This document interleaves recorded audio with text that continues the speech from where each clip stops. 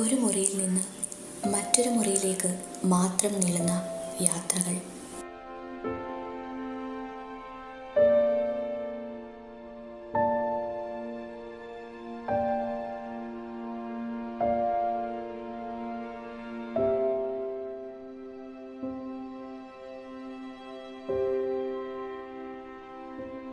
അമ്മേ, ഇന്നലെ ഉണ്ടല്ലോ ആ ജിജീഷ് പറയുവാ എൻ്റെ കണ്ണുകൾ കാണാൻ നല്ല ഭംഗിയാണ്, താമരപ്പൂ പോലാണെന്ന്.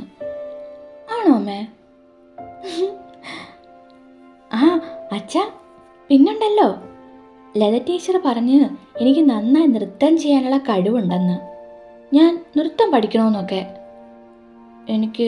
എനിക്ക് പഠിക്കണം അച്ഛാ. ആ, അമ്മയോട് ഇന്നലെ ഞാൻ പറയാൻ വന്ന കാര്യം എന്താണെന്നറിയോ? ആനുവൽ ഡേക്കേ ഞാൻ ഡാൻസ് കളിക്കുന്നുണ്ടമ്മേ.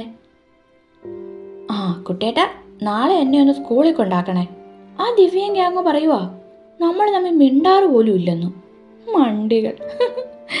അവർക്കറിയില്ലല്ലോ. എന്താ നിങ്ങളാരും ഒന്നും മിണ്ടാത്തത് എന്നോട്? എന്താ നിങ്ങളാരും ഒന്നും പറയാത്തേ?